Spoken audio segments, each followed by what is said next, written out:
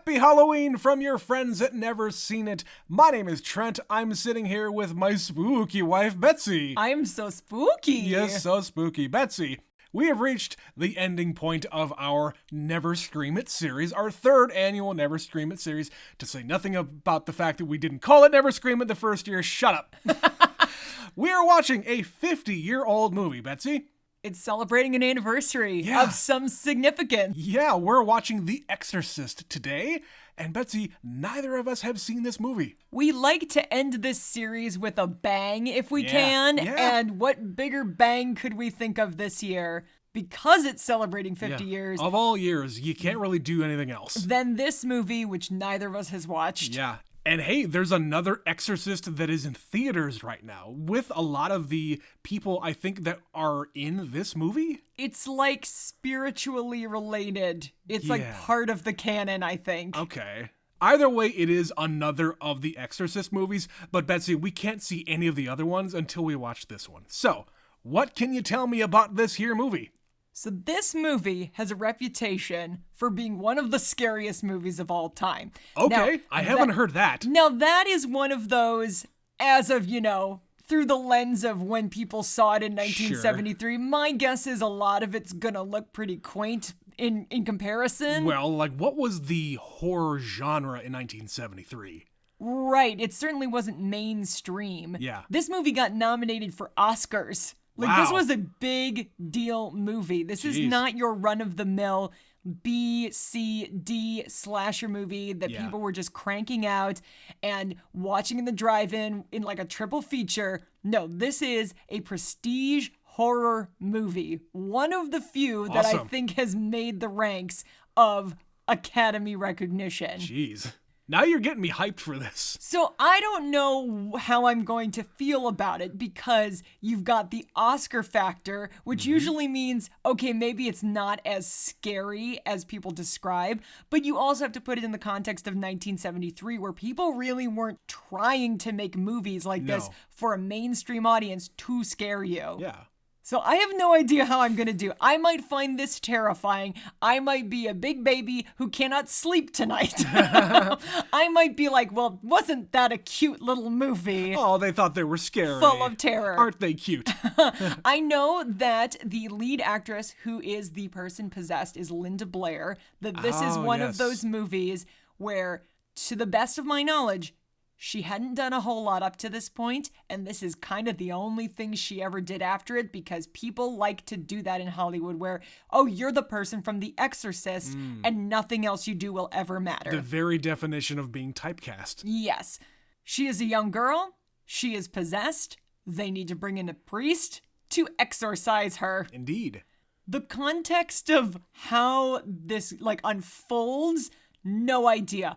I've amazingly managed to avoid major spoilers for this movie, despite the fact it's one that is really, really prevalent in the conversation to this day. And like the things that I know are like the very tiny bits about it. Like, I know that the kid's head turns her all the way around or something like that, right? Most of the stuff that I know is stuff like that where it's like how they did it, the behind the scenes, like throwing up pea soup because she's like puking up green bile, but it's actually pea soup or something, and how her head turns around and how they did that, and she like spider crawls backwards down the stairs or some freaky shit. Like, isn't there a scene with them like walking up the side of the wall, or is that from a different movie that I'm conflating? That's the thing. It all could have been sourced from this movie, and they just took it up a notch. Yeah, and like, we have only ever done a couple of these kinds of movies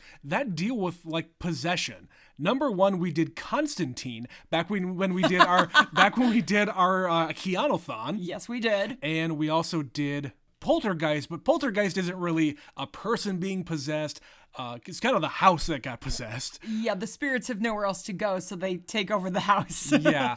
And we also did The Evil Dead last year. That was kind of possession. It's just kind of campy fun. Right. Yeah, but this one, I feel like they're just going to take it like deathly seriously, and I'm here for it. I hope they do. We'll see. Like I said, I might be really scared by this. I'm sort of setting the expectation that I will be in the hope that I won't be, because as I have said many, many times in this podcast, horror is not my favorite thing. I don't like to be scared. I have watched some movies thinking I could handle it, and then I could not. But there are people who freaking love The Exorcist and will just like throw it on. There are people who just love to be scared by movies in general. Or they like to see where that line is, what actually scares them, because they aren't scared by movies. Yeah. So when a movie actually manages it, they're impressed. Yeah, and I would say I'm with you. I don't seek out scary movies. I never have, but I don't really get scared by them in the first place. I don't seek them out because I'm scared of them. It's just I don't like them. I watched, long time ago, I watched The Ring, a famously like modern scary movie that a lot of people around my age at the time thought was super duper scary. I fucking laughed the entire time. I thought it was hilarious, but I don't know, maybe this is going to get me. Who knows? We'll see. But all that being said, we're going to go and watch The Exorcist from 1973. We will be right back.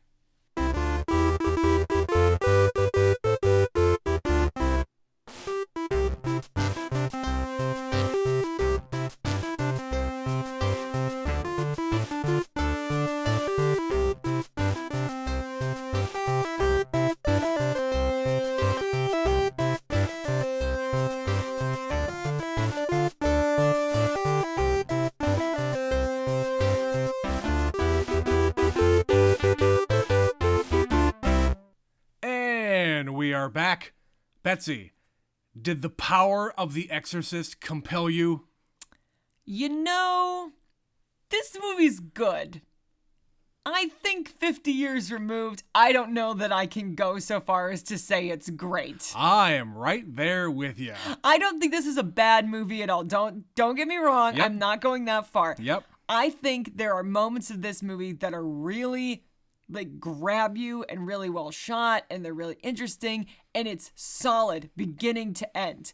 It is not the scariest movie of all time, but again, I said in the intro, contextually, 1973, this would have freaked people the fuck out. People didn't make movies like this back in the 70s. Not for the populace, no. No. Not for like a wide audience. Not like Warner Brothers made this fucking movie. And to have a general audience going into a movie about an exorcism, or even just making a movie about an exorcism, and I realize this is based on a book, so that's part of the appeal, but it's something, if you're thinking about the 70s, like I can name a lot of movies from around this time, and none come to mind that feature prominently the possession of a 12-year-old girl. Yeah, and I mean, I don't really know a whole lot about film history. Maybe you can help me out here.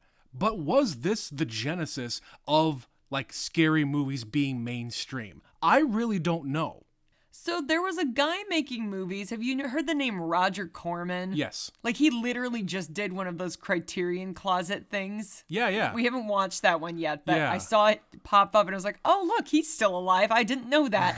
But he was kind of the guy who was really well known in, like, the 60s for making these B horror movies. So up until then, it's just kind of from 1930 to 1960s, 70s, horror existed, but they were like B movies and trashy movies, and they were They didn't get a budget. No, they were very, very rarely something that mainstream audiences would go to. And if you had them, it was things like Psycho. So not the traditional kind of what you think of horror. Yeah. And they're usually based on a book. That one was based on a book. And it's not until you get into the post-code era, into the 1970s, and we keep talking about the fact that movies in the 70s are really different because they were finally free to do what they wanted. At least much more than they had been. There were different restrictions, and it was the movie rating system versus the Hays Code. So yeah, horror always existed. But you're right, I don't know like the first truly mainstream horror movie, and this one has got to be at least one of them. It's at least the one that was the most successful early on. Definitely. And we were just reading something that apparently, when you adjust for inflation, The Exorcist was the most successful Warner Brothers movie of all time up until this year. Barbie, of all fucking movies, Barbie unseated The Exorcist as the highest grossing Warner Brothers movie when you adjust for inflation. That is wild. And it took 50 fucking years to do it. That no other movie from this company has accomplished that. Just goes to show you how that studio, pre The Exorcist and post The Exorcist, are two very different things. Yeah. And of course, in grand studio fashion, Warner Brothers had no confidence behind this movie when the executives or whoever was like looking in on the production of it, they would show up on set and they would just shake their heads and say, what the fuck are we doing here? What are you guys making? This is some bullshit, but I guess we'll see it when it comes out. And it came out around Christmas 1973, and it was a giant hit. We had people around the block in cold ass weather waiting to see this movie over and over again. Which is really bizarre when you think about it, because this is not a feel-good holiday movie. Yeah. But the fact that even 50 years ago they were putting out movies in the Oscar season at the end of the year. Yeah. They're just like, oh, we put it out at the end so you don't forget about us. You gotta remember our little movie, The Exorcist. You gotta get in that Oscar season, Buzz. Well, it worked. They got a shitload of nominations for this movie, including Best Picture, including Supporting Actor and Supporting Actress and Lead Actress and Screenplay, which it won. You know, that's a lot of stuff. Now, I will say, coming at this from like a filmmaking, movie making perspective, this movie is extremely well made. Absolutely. I have zero qualms about like how things are shot, the acting quality, everything else is fantastic. This being a horror movie, it doesn't work for me. I mentioned in the intro that I had a good time watching The Ring because I just laughed throughout the entire thing. I kind of did the same thing here because it's all these scenes of this ridiculous demon who is spouting all sorts of different curse words out of this little girl and like having this really weird demon voice come out of her, and that's great. But again, I just thought that was hilarious. It just made me think of the scene in Beetlejuice where he says, I have seen The Exorcist 37 times, and it gets funnier every time I watch it. Yeah, totally. That is my attitude here. And maybe that's just me. Maybe I'm a broken man. But I'll say, the actual scene that made me the most uncomfortable, probably you too, was when the little girl was on the hospital bed and they're about to do like the EEG, the CAT scan thing where they do a scan of her brain, and they were taking all sorts of like different blood out of her and it was squirting everywhere. They were sticking things right into her neck and her artery is bleeding, and it's just like, stop sticking the tube in her throat. Yeah, I don't like medical things. I don't do well with that, and it looked realistic enough that it got to me. I didn't like that. Please don't ever ask us to watch some like medical torture type of a movie, because we're not. No, we were so squeamish in just this one scene. Yeah.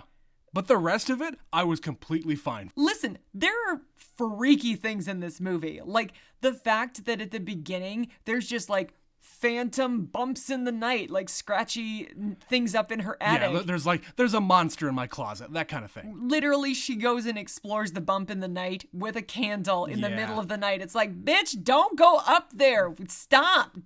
I know how these movies work. And then like as it progresses, and I love how it happens slowly, so it doesn't all happen at once. Yeah, there's a big build up here. But at the finale, when they're actually doing the exorcism, and it's all practical effects. Once again, here we are, practical effects, where the bed is floating and rocking, and the windows are flapping open and closed, and the ceiling is cracking in on itself. Like the door gets shut, but it gets shut really hard, so there's a crack that forms in the door. The sheets fly off of the bed. She floats up and is wriggling all around. When she is talking and it's like 4 voices coming out of her, and it's like a female voice and a men's voice. And it's all kind of like slowed down. And backwards. Yeah. Yeah, like that's freaky shit. Like for 1973, the way they did that, okay, I'm with you here. Totally. Like, that absolutely was like, I am disturbed by that. Like, did I find it scary? I don't know if I'd go so far as to say I was scared. I will go that far. It did not scare me one bit. I will say it was disturbing, though. I thought it just added extra flavor. I mean, that's just me. I like when movies just kind of go for it and they use whatever tools that they have available to them to make additives to what they're making. The voice work that gets added in, like the slowed down voice, and of course none of it is actually coming out of this girl. It is all added after the fact, but it's effective. Yeah, it goes back to what I was saying before. It's really, really hard in 2023 to be a first-time viewer of this movie from 50 years ago, because every year that we get farther removed from it and we have seen what can be done in movies and movies that are truly trying to scare you, or sometimes it's things that aren't really trying to scare you, it's the lack thereof, and your brain just does the work for you. Yeah, and it's maybe because we've seen so many movies. Maybe. And you can tell, I mean, there are telltale signs when a movie is about to scare you. And in this movie, yeah, she goes up into the attic and it's all creepy and scary, and she's holding the candle and it's a big scary attic. And her candle bursts up and then goes out. And her candle like bursts into flames. That's a great little jump scare. I liked that. Well, I think the thing about this movie is they're not really trying to scare you. I didn't feel like they were building it the same way. They weren't building tension the same way I'm used to in other movies. There's almost no score. It's almost completely silent. Usually there's like, we're going to build the score and then fade to silence. And in that silence, you know something is going to happen. Because in movies, composers and directors, people who make movies, they use music, they use the score to help build the emotional tension. Music is an emotional complement to movies. In this, okay, I'll say this. We watched the original version, the 1973 version, without any added scenes, without any added music whatsoever. So maybe we're getting a different experience than a lot of other people who watch the extended cuts. If that was their first experience. If that was their first time, yeah. I really don't know what got added, except for there was one scene that you mentioned to me. The spider crawl. The spider crawl, like, down the stairs. We haven't looked that up yet. We will after we're done recording here. But apparently that got cut because it was early on in the movie, and it looked really bad. And at the time, they couldn't remove, like, the wires and the strings and everything else coming off the actress. Yeah, she was a contortionist, and she wanted to do it because she could actually go down the stairs backwards doing the spider crawl. But they're like, no, safety, you have to wear the harness, and they just couldn't get rid of it. But now with digital technology, they could get rid of it, and so they put it back in. Right. And they said at the time, well, even if we could have gotten rid of it or we could have made it look good, in context of where they put it in the movie, what in the timeline, it wouldn't have made sense. So maybe in the other cut, they put it later on in the movie. I don't know. But like I said, I liked how they were very slow to reveal it. Because at the beginning, it's just, she comes and says something freaky and ominous to this guy who's apparently in NASA. He's an astronaut. Right. Yeah. You're gonna die up there. And then she pees on the floor. Like, that is the introduction to she is possessed by a demon. Right. But even before that, she said, I couldn't sleep, my bed was shaking. Right. And the fact that her mom just is like, oh, just go back to sleep, small child. Right. Like, it's nothing. Her bed is shaking, and she just moves past that statement. But I want to bring up one specific thing. Are we to believe that the reason this demon shows up and possesses her is because she was playing with a Ouija board? Oh, God. You're going to ask me about Ouija boards. I am, because here's the thing. We are finding out all these things are happening. Like, one of the first scenes in the movie is the scratchy stuff up in the attic. Yep. So we already know that's happening. And then in a very soon after scene, she finds the Ouija board, and she's like, oh, have you been playing with this? Mom asks her, have you been playing with this? Yeah, and she's Mom like, brings it out. She puts it down, and she says, oh, yeah, I talked to this one guy. And the mom says, well, you're not supposed to play by yourself. You're supposed to have somebody with you. Yeah, there is. There's this person who is also here who's moving the thing around with me. And you see the little, I don't know what the fuck it's called. You see the thing that is on the board move, and nobody moves it. And that just is passed off like it's nothing. This is what I'm saying. The only explanation we are giving to why she is possessed with a demon is because she called the demon through a Ouija board. Right. Completely, like, in the past. We don't see it happen. Nope. It just sort of slowly unfolds. She's just fucking around in the basement on her Ouija board by herself. Yes. And so that is why she becomes this puking, spitting, cursing, stabbing, strangling, violent being. All of the above. Yeah, I suppose. I guess that's the explanation. What do you think that did for Ouija board sales? Do you think that increased them or decreased them? Oh, that increased them. Betsy, we heard that song from the Allman Brothers in the bar during that scene, and apparently that song shot up to number 2 on the charts at the time. Well, the way it was written, that little nugget of information, I don't know if it was because of The Exorcist. It's 100% because of The Exorcist. It already just happened to be going up the charts because they said it was released in August and they were filming it. Also, that's a crazy turnaround. But yeah, I always take for granted that movies take way longer to make these days because there's so many more extra after the fact things that have to happen. Sure, and it takes 0 time to turn film around. Like, you just have to develop it and then cut it into the movie. And then make a master. Okay, there's maybe a little bit more to it than that. It has to be done in the way you want it to look. Like, you have to develop it the right way and make sure all the lighting actually works and change the tint and like under saturate things. Like, it's a lot more technical than shoot. Betsy, we can make this movie now. No, I could not make this movie now. No. The budget for pea soup alone would be through the roof. Do you know the price of groceries these days? Damn inflation. Anyway. All right, I want to go back to the very beginning of the movie, which is to say, the title. This is called The Exorcist, and do we actually know which of these people are actually considered the Exorcist? Is it Max von Sydow, or is it the other guy? Well, that's what's weird about this entire thing, is it should by rights just be called The Exorcism. Yeah. But that's not as good of a title, I guess. Yeah. Because, you have 2 priests. You have an old priest and you have a young priest. And I need an old priest and a young priest. Where do you think that comes from, Trent?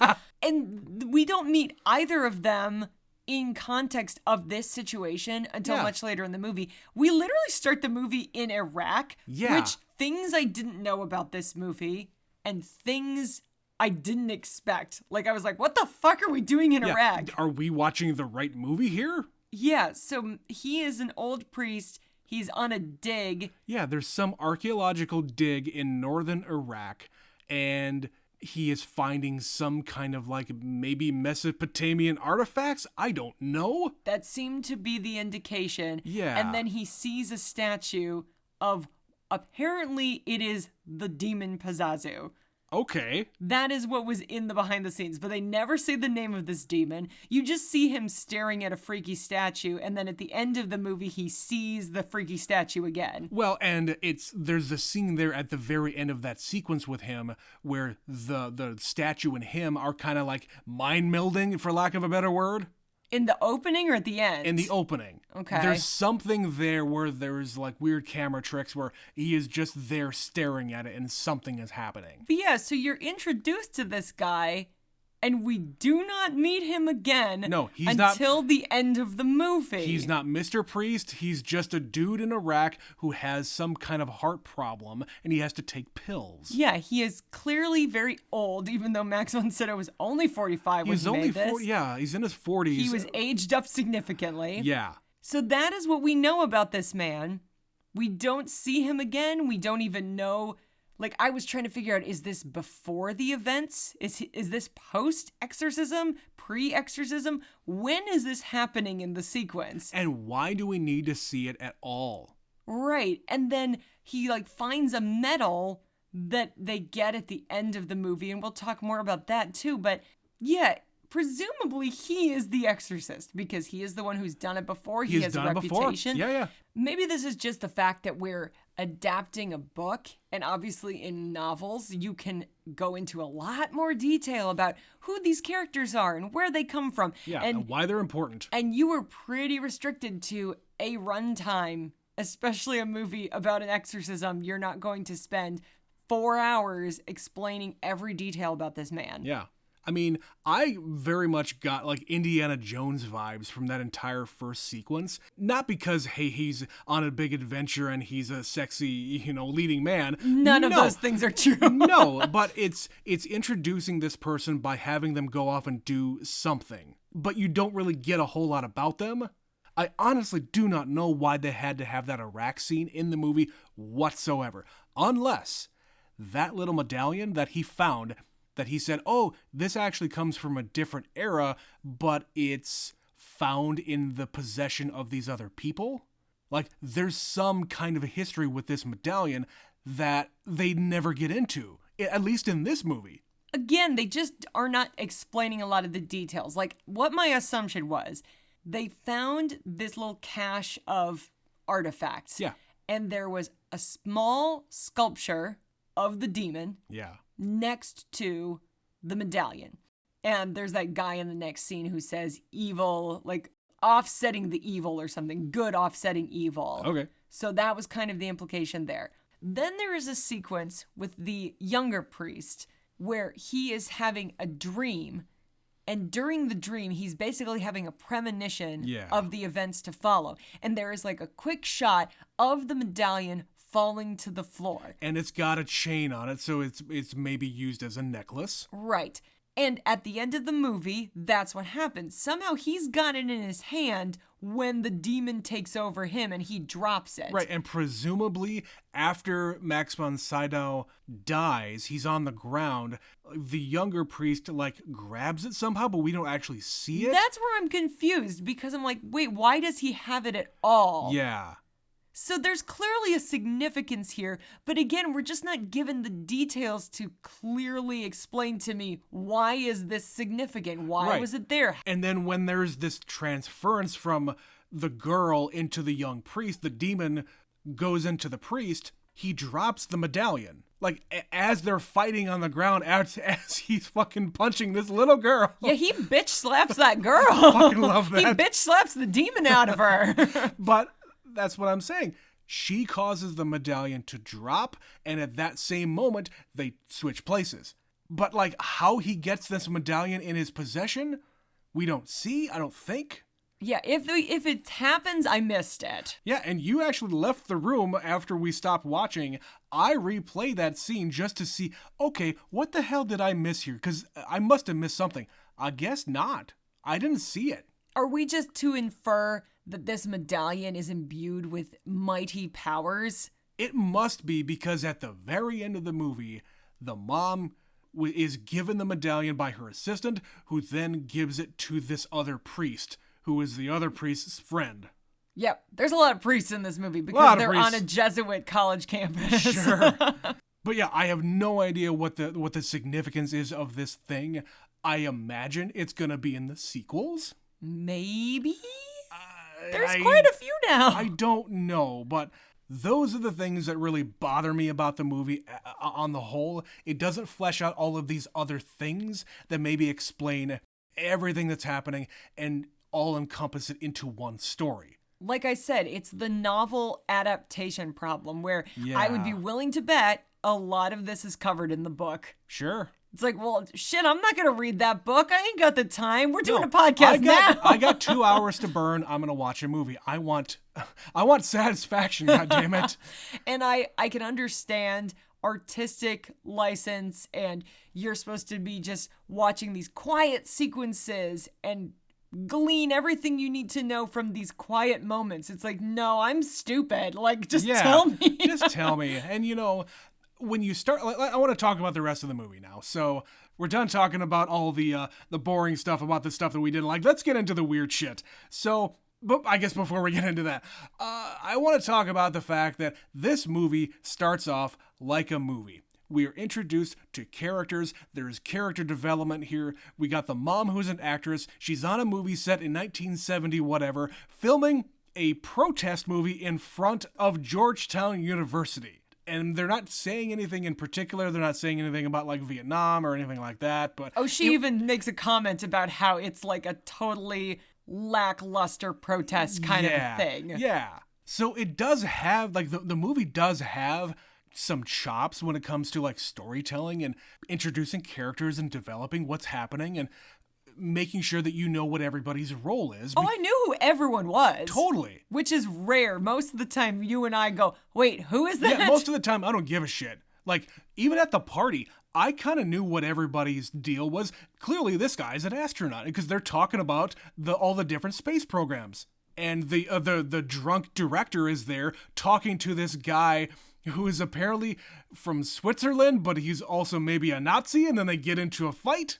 I don't think he's a Nazi. I think he's just, the other guy's very drunk. He is. And he's clearly European. So 1973, he's got kind of that same accent. He went through it. This man is holding a grudge. And in 1973, there's a lot of people who actually went through that war, and still alive. The people who work for her all had accents. Yes, indeed. So those people were there, and then they were like, fuck this place, and they came to America. Right. And this is, of course, all outside of the exorcism that is going to happen in the late part of the movie, which, again, is great if you're just making a movie about something else.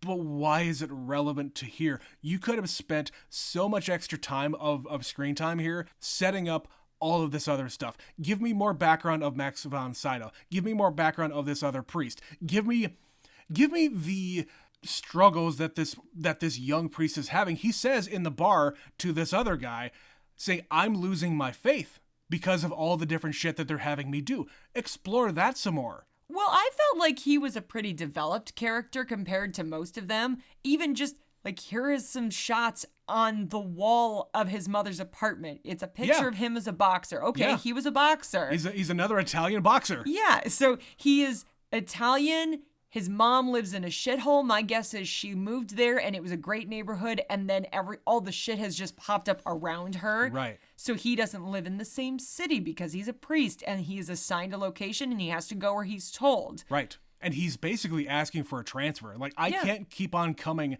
to DC to do all this stuff. Bring me back home. He also is on the subway or the train going up there, and there's the homeless guy, and he is a priest, and he just doesn't give a shit about this homeless guy. Did you also notice there is a line when the demon is talking to him? He repeats the line from the homeless guy. Yep, I caught that, which is what first perks his ear up and goes, wait a second. But yeah, there's all of these things going on in his life, and he's just sort of shuffling along and depressed, and he's sad about his mom, and he's sad about his situation. And he's questioning his faith. Yeah, questioning his faith and his calling. And when he goes to see his mom, the first thing he does is takes off the little collar. Yeah. And takes off his shirt, and he's just wearing his undershirt and talking to his mom. I feel like this would have been a better movie if they focused more on just him, or just Max von Sydow, or just combine them into one character. Movies do that all the time when they're adapting other things. Yeah, we don't need two characters. We'll just make a smart choice and merge the two. Right. But yeah, so we've got these two guys, one of whom we're introduced to at the beginning and don't really know much about and don't see again till the end. And then the other one who is arguably way more interesting, who has a lot of shit. And when we get to the end of the movie, he sacrifices himself. I bought that. I liked that whole arc where he has got nothing left to lose, and he is willing to give up himself to save this little girl, because you see the terror on his face, like, this girl's gonna die. This is the culmination of his entire priesthood, his life, everything. He is saving this one person. He has restored his faith in his faith, and he is gonna go out in a blaze of glory. Right, and then Max von Sydow, he is just old and dies. And just dies? I'm pretty sure he just dies. I don't think he was attacked. I don't think anything happened, because we get like one line of dialogue. He was in Africa. He was exorcising someone, and it took months. Right. And it almost killed him, and he's never been the same. And then he dies at the end. Right. And so no one actually is successful in the exorcism portion of this. Like the actual, like, the power of Christ compels you, get out, demon, get out, here's some holy water, let's do this. It doesn't do shit. No, it's not until he says, take me. and his walls are down, and maybe it's because he's holding the medallion and that's what gives him this power. I don't fucking know. But he's like, take me, let her go, take me. And the demon jumps into him and he dives headfirst out a window. Which is a great scene. Him taking the demon into himself, you can see on his face for just a split second that he is demonified, and then he snaps back into it, into himself, and he says, no, and I'm going to jump out this fucking window and kill myself with the demon inside of me. Right. That's not it technically is an exorcism. It's technically not. You cheated. Listen, you cheated. Did you remove the demon from the girl? Yes. Yes, you did. So I guess successful exorcism. But I'm just gonna say all of the words and the ritual and everything up to this point had not really been effective. No. It wasn't until you just said, I have nothing left to lose. I don't know about my calling. And he just made a choice to sacrifice himself. That's what got the demon out. Mm-hmm.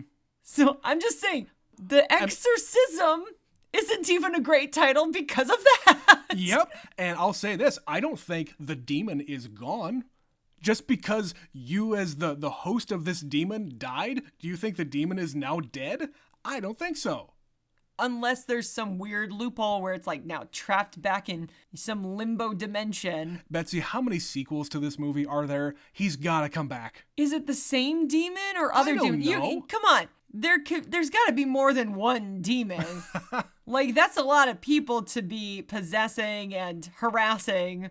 I mean, there's not a lot of business in exorcism anymore. They say it themselves, and there hasn't been one since the Dark Ages or something like that. I love how they keep saying that, but it's like the mob. None of us know about the mob, and none of them know about exorcisms. But then the second they actually think they need one, they're like, no, I know a guy.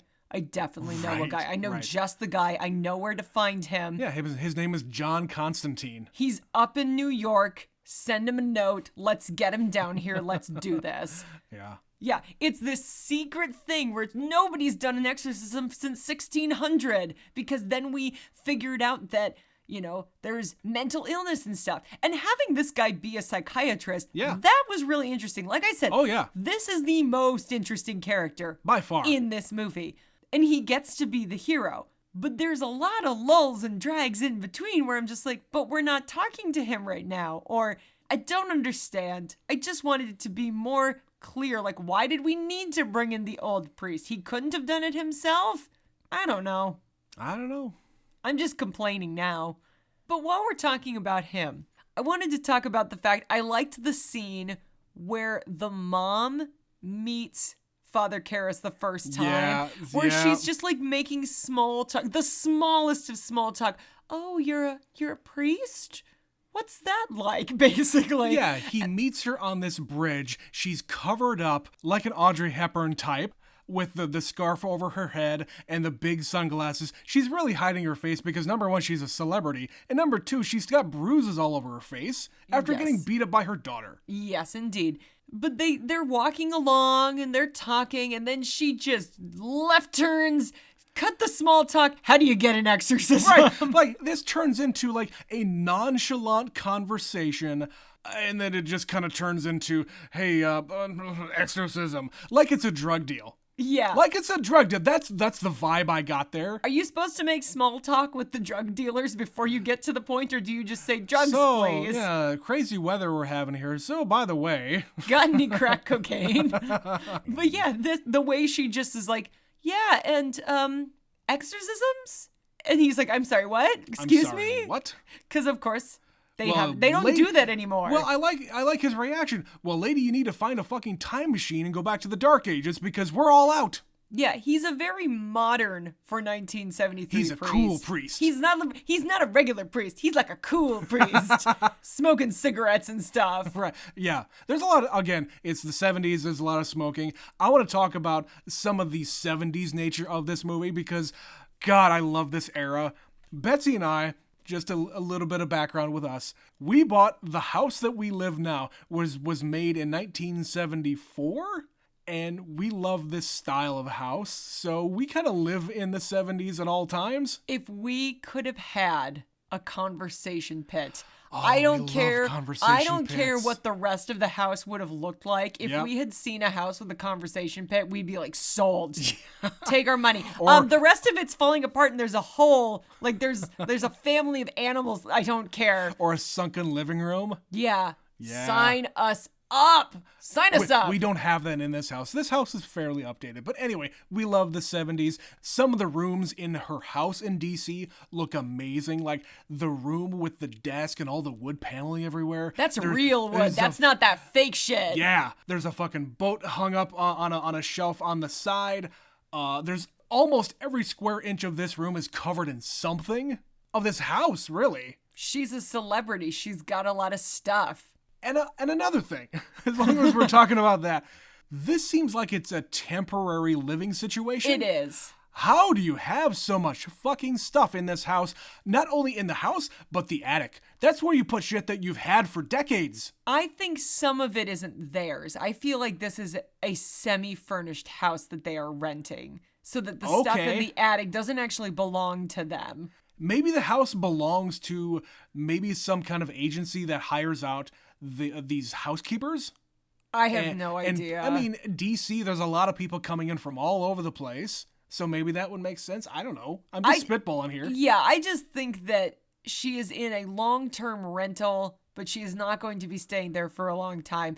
But they knew they'd be there long enough that she wanted to make it like home. And so she brought a bunch of portraits of Harry Truman for some reason. I don't know. But I love this house. I love how it's decorated. I love the there's a bunch of like shelving units where there's like a bunch of like glasses and bowls and other tchotchkes on it that you can see through. That's really iconic of the 70s too. I don't know. I'm just going to keep on talking about the house. Also, the hospital. Yeah. The orange carpeted hallway of that hospital where she meets the doctor and the doctor just lights up a cigarette. The fact that the carpet is there at all. Right. It's a hospital. Why do you have carpet? Someone's going to puke or bleed or die or something. And yeah, he comes out to give her the news and lights up a cigarette. Well, it's not this. Cool. Thanks, Mr. Doctor Man. And then when she actually has to get the scans, those massive old-time machines, thunking around, like, they're not that different, the MRI, the CAT scan, all those things, than they are today. However, those are very, like, made of thick metal and those are like thunking along. They're rudimentary. Like, the effect is the same, but now it's like all like circular and smooth and futuristic. And it hums instead of like sounding like machinery. I mean, when you're inside it, it definitely still does. I had an MRI once, and it's like thunk, thunk, thunk, thunk, thunk. Yeah. I never have. I got a CAT scan once on my lower half because I had kidney stones. So that was fun. That was fun. The fact that the doctor just lights up a cigarette in that situation is like, wow, you'll never see that in a movie again. Yeah. And then she keeps going to doctor after doctor after doctor, and nobody knows what the fuck is wrong with her. And it's the doctors who say, maybe an exorcism? Well, first he brings up, we don't really do it anymore, but how about shock therapy? What do you think of that? But then also exorcism. Honestly, I thought he was going to say a lobotomy, and I was like, Jesus, don't go there. That's too far. Yeah, that comes after shock therapy.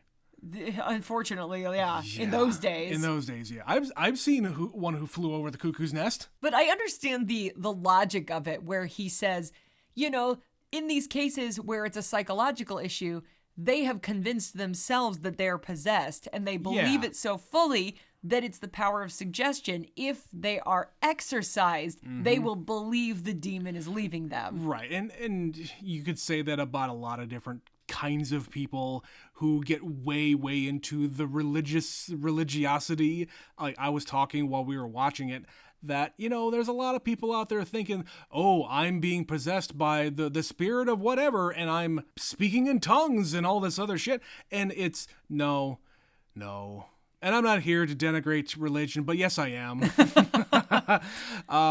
Down to the point where apparently Linda Blair had to have like bodyguards around her for 6 months after the release of this movie because she was as a child, she was receiving death threats from people all over the country saying that she was glorifying Satan. She couldn't be left alone and safe because people didn't understand a movie. Right. That it's a movie. She is an actress, and the words she is speaking were written for her. Also, she wasn't actually speaking them. They were other people. Right.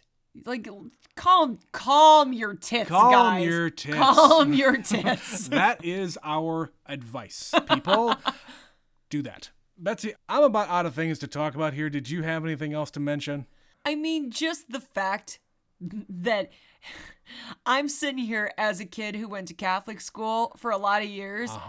And this movie took place not that many years after the Vatican Council II, where they said, peace out, Latin. Mass is going to be in English now. So that would still be a relatively new thing.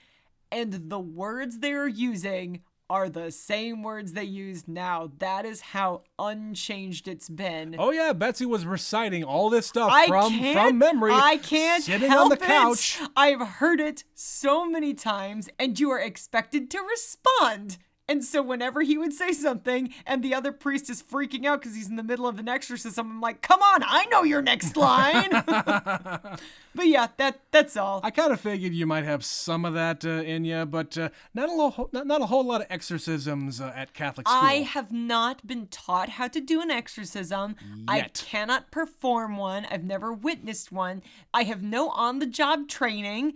I am not qualified to perform an exorcism. But when called upon, I've seen this movie. There you go. So if all I need is a bottle of holy water and the words, the power of Christ compels you, then we're in business. Yeah. Just do that for about 3 months and we'll get somewhere. Love it. All right. I'm going to end this one. Betsy, this has been Never Scream It. And we made it to the end. Cannot believe we got to the end here and I never screamed in the final episode. While we were watching this movie, I never screamed once. You don't scream ever. Yes, I do. Okay, no, you're a liar. You were definitely screaming in the hospital scene where they were sticking tubes in her neck. That was more like, ooh, no. That's as close as it's gonna be then. I do scream sometimes. No, I don't like wail or anything like that. I was like, something like that. Anyway, we're gonna read an email. If you would like to reach out to us, email us, neverseenitpod@gmail.com. We are on all the social medias. You can find that out yourselves. But we're going to read an email from Seth. Seth is one half of the podcast Movie Friends with Seth and Michelle. They cover movies that mainly he has seen, but she hasn't. Kind of a similar thing, but it's still different. Anyway, Seth sent us an email about a bunch of movies, but mainly about Jennifer's Body. We mentioned one of Seth's responses from Twitter, but this is a fully formed thought, I think. So, subject line, Sethifer's Body. What's happening, broskies? I listen while I drive primarily, so I have meant to send an email for like 8 episodes, so I'm gonna rapid fire some stuff right now. Excellent. Yeah. When I used to commute to an office, it was only about a 10-minute drive each way, but I also came home for lunch, so I had upwards of like 45 minutes to just listen in the car, so I feel ya. But of course, while I'm there, I can't necessarily type a response to things that people are saying. And certainly not while you're driving. I gotta save that up, so I get what you're saying. Anyway, he says, first off, Trent, John Cusack. Talking about all the different things that I've said about John Cusack, Hot Tub Time Machine, and the like. He says, I get it. However, in his defense, I am recommending some movies for you. She-Rack is one. Grace is Gone, and Say Anything. I know Say Anything. I've not seen it, but I know what it is. We'll probably get to that one eventually. Eventually, yeah. He says 3 roles that I feel his personality doesn't overshadow and that really moved me. Okay? He says, in your episode on Safety Not Guaranteed, all I could think about was my extreme dislike for Colin Trevorrow, which is the director of that movie, by the way. Correct. I don't know why. Please explain. Yeah, I don't have the context for, is he terrible? Do you just not like him? Is there a thing we missed? Do you just not like his movies? Okay, explain. In Empire Records, I was laughing and confused on why you guys thought it was so weird when Warren came back with the gun. We live in America. Homie went home and grabbed one from the sock drawer. They basically grow on trees here. Yes, we are aware we live in the middle of the country where there are more guns than people. That is a statistical fact. Yeah. And I have nothing more to add to that because I don't want to get shot. All right, moving on. He says several times now, Betsy has mentioned the no tattoos or piercings thing, which I think we need to rectify when you guys come out here in January. Oh, Oh. He wants us to come and see him in January. Yeah, apparently they're going to be doing a meetup somewhere. They're doing a live show. They're doing a live show somewhere in New York. I don't know about that. Number one, I also don't have any tattoos or piercings either, so the threat is also to me. Unless you've been excluded from this event. I guess. I'm not invited. It's just me. I'm not invited. And apparently if I show up, there are tattoos in store for me. They're going to like strap you down and tattoo and or pierce you. Oh, please don't. And he continues with the main meat of his email. Finally, Jennifer's Body. I rewatched this movie 3 times in 24 hours when I first saw it. I was that blown away / entertained by it. As a New Yorker, the 9/11 shot joke was so smart because every business tried to honor or remember the tragedy in the only way they know how, with sales. Capitalism, bitches. And I would say in New York, maybe that would hit a little bit different than it would around here, or maybe in the middle of the country, or somewhere that isn't New York, let's say. And then versus now. Yeah. Yeah. And he says, had I seen this when it came out, it would have probably been my favorite movie. Okay. Like I said in the episode, I'd watch it again. Maybe it'll grow on me. Yeah. I didn't dislike it. I'm with you. I would say I would watch it again, but I don't think it's going to grow on me that much. Just based on, it could have been better and it could have been worse. I don't know. It was just okay. That's all right. Could say the same thing about the movie we just watched. All right, he says, until next time, keep up the great work, love the show, and I'm looking forward to the Never Seen It / Movie Friends collaboration. Regular fan, Stephanie. Well, we have to work on that. We haven't got our ducks in a row yet. Yeah. But again, his podcast is called Movie Friends. Look it up on whatever podcast app you're using right now. You can find it. Anyway, that is going to be the end of this here show. It's also the end of Never Scream It for 2023. We want to thank you for following along with us and screaming along with us, I think. We didn't really do a lot of scary movies this year. Because we're babies. We don't like it. No, it's not because of that. I'm a baby. We want to be unique and do the things that we want to do. Well, it felt like this was the time for The Exorcist. Yeah. Because it's 50 years in like a month and a half. It's true. But like I said, that is the end of this here month. It is the end of this series. But Betsy, damn it, we're going to be starting yet another series on Wednesday. Holy shit.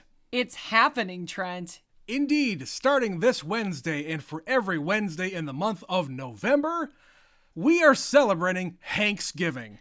We are showing our gratitude for the one and only Tom Hanks. Tom Hanks. We're doing another actors series. Yep. It'll be similar to the other ones. We're going through the decades, one movie each decade. Yep. If you have been with us for a long time, you already know our actors series follows one actor throughout the entirety of their career, one movie from every decade of their career up to the current one. Not always their whole career, because some people have been around far too long. Yeah. We'd be here a long time. Yes, with Tom Hanks, we are starting in the 80s, and we're going all the way up to, I guess, this decade. He's got some movies that are out, sure. He does. We haven't nailed down all of the titles yet, but by the time we get there, we will. I think we've got all of them but the current decade already planned out. So, we're going to start off in the 80s with the Tom Hanks classic, Splash. We're watching Splash. Yeah. So that is coming on Wednesday, the first day of November, November 1st. So join us for that, won't you? Join us for Hanksgiving. The T in Thanksgiving stands for Tom. Yes, Betsy. Oh, also, Betsy came up with that little ditty. I give her 100% credit. Oh, I didn't come up with the concept, but I did come up with applying You it came to up this with the series. term. You came up with the term, and then I said, "Oh, now we have to do it." I produced it from my brain based on other people's capacity to come up with that ridiculous pun.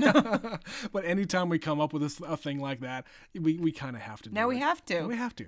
Those are the rules. Anyway, that is going to be the end of this episode. Thank you again for listening all the way to the end. We like to save something for the people who are actually listening all the way to the end. So there's your big announcement for November. Sundays in November will still be whatever random stuff that we want to do. But until we get to the start of Thanksgiving, this has been another episode of Never Seen It. My name is Trent. My name is Betsy. And we'll be back on Wednesday. Bye!